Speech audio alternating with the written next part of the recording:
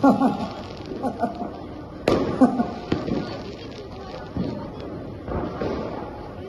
દાંત કાઢો છો? મને ગુસ્સો આવે છે તમારા પર. મારા પર શું લેવા ગુસ્સો આવે છે?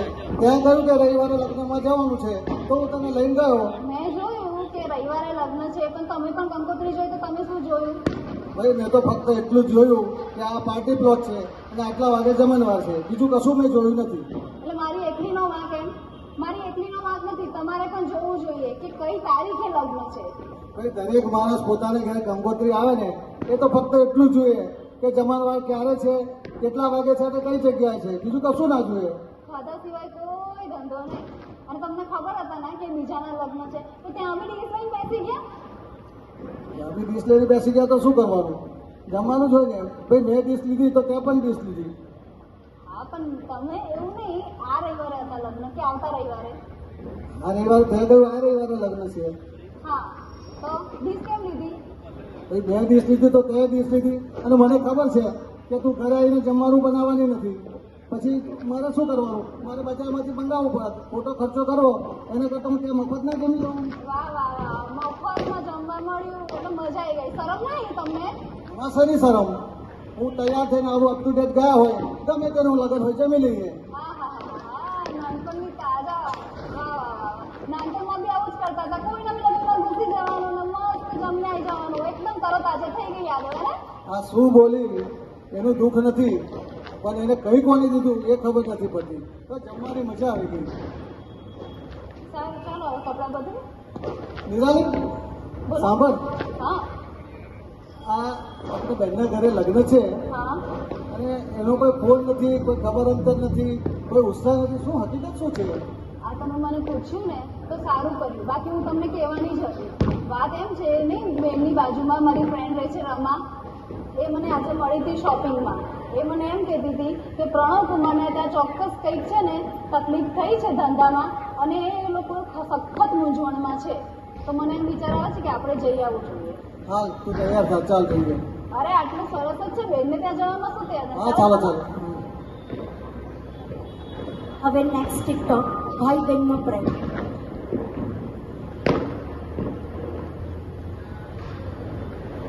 કઈ નહીં.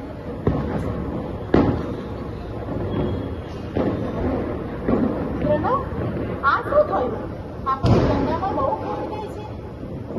હા જવા દે ને હવે. વિશ્વાસ જેના ઉપર રાખ્યો એ બધો વિશ્વાસ મારો માથે પડ્યો અને બહુ વિશ્વાસ જેના ઉપર કર્યો અતિરેક એને દગો દીધો મને.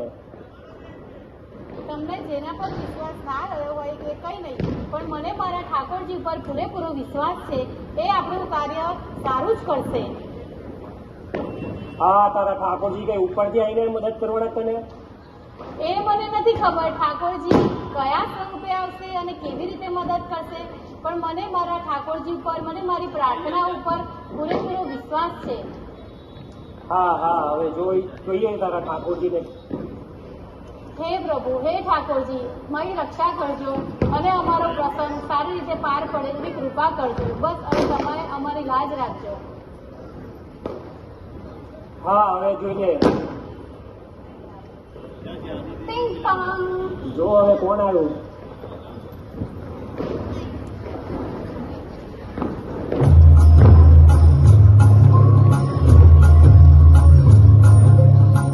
ભાઈ તમે સરપ્રાઈઝ. હવે જોયા કરશો, અંદર નહીં બોલાવો. અરે હા હા હા, આવો આવો આવો આવો. ભાઈ ભાભી હલો. ઓ આવો. જય શ્રી કૃષ્ણ. આવો. કા જીજાજી, આ ઘરમાં આટલો રૂડો પ્રસંગ છે અને ઘરમાં કોઈ રોનક નથી. હા હવે મુકેશ જવા દે ને હવે તને શું કહું? જીજાજી તમારે કંઈ કહેવાની જરૂર નથી, મને બધી ખબર છે. તમારે કોઈ ચિંતા કરવાની જરૂર નથી. અને બેન, તું જે આ દાગીના સિલેક્ટ કરી લાવી હતી એ આમાં છે. આમાં શું છે? આમાં સાડી તમારી સિલેક્ટ કરેલી અને ચણિયા ચોળી છે. હા જુઓ. જીજાજી તમારે હવે કોઈ ચિંતા કરવાની જરૂર નથી. અને જેનો ઓર્ડર આપવાનો તો એ બધાને ઓર્ડર આપી દીધો છે. બધી વસ્તુ તૈયાર થઈ ગઈ છે, એટલે હવે તમારે કોઈ ચિંતા કરવાની જરૂર નથી. હા મુકેશ હવે જોડે. વિજયાજી, તમારે અમારા ભાઈ બહેનની વચ્ચે આવવાની જરૂર નથી. ભાઈને બેનને કે આટલો પ્રસંગ હોય અને ભાઈ દોડાદોડી ના કરે તો કોણ કરે? અને ઇન શોર્ટ બધી તૈયારી થઈ ગઈ છે. હવે તમારે કરો ધુવાકા. જોરદાર તાળીઓ. કેમ બેન? હવે કંઈક મોડું મીઠું કરાવો. અરે હા હા હા ભાઈ, તમને ખીર ભાવે છે ને? ચાલો હું ખીર લઈ આવું. આજ તો માજો પડી જવાનો છે.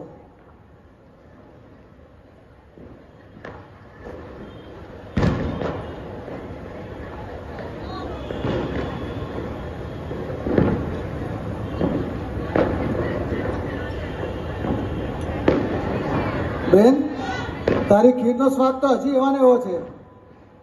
ના ના બેન, ખીર એટલે તમારી, બીજા કોઈના હાથની નહીં. ચાલો તો હવે અમે જઈએ.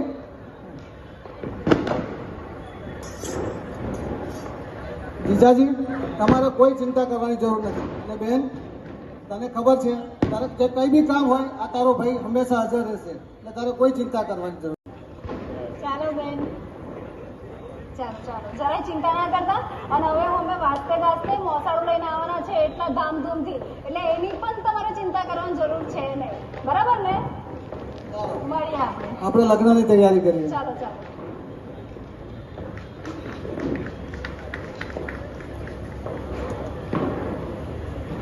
જોયું ને, હું કહેતી હતી ને ઠાકોરજી આપણી ચોક્કસ મદદ કરશે. એ કયા સ્વરૂપે આવશે એ નહોતી ખબર, પણ મારા ભાઈના સ્વરૂપે આવીને આપણે મદદ કરી. ચાલો હવે આપણે કરીએ લગ્નની તૈયારીઓ. હા હા હા હા, ઠાકોરજીની કૃપા છે. વલ્લભાધીશ કી જય. આ પ્રથમ વખત આપણા સમાજમાં ટિકટોક થઈ રહ્યું છે અને બહુ જ સરસ કોન્સેપ્ટ લઈને આવ્યા છો તમે. જોરદાર તાળીઓ આ ગ્રુપ માટે. સર્વ વૈષ્ણવને એક જ કહેવાનું કે અમારો આ ટિકટોકનો એક જ મેસેજ હતો કે દરેકના ઘરમાં નાની મોટી કંઈક ને કંઈક તો આપત્તિ આવતી જ હોય છે, પણ જો આપણે ઠાકોરજી પર પૂરેપૂરો વિશ્વાસ, શ્રદ્ધા અને આસ્થા હોય તો આપણું ઠાકોરજી પૂરેપૂરું કાર્ય સફળ કરે જ છે. સર્વ વૈષ્ણવ નવા વર્ષના જય શ્રી કૃષ્ણ.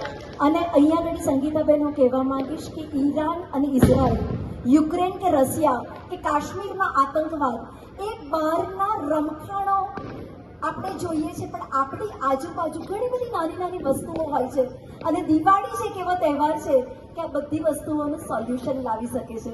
જેની પણ સાથે અણબનાવ બન્યો હોય એને માત્ર બેસતા વર્ષના દિવસે મીઠાઈનું પેકેટ લઈને જઈએ અને આપણે સામેથી કહીએ કે હેપી ન્યૂ યર, તો ઘણા બધા પ્રશ્નોનું સોલ્યુશન મળી જાય. Thank you very much.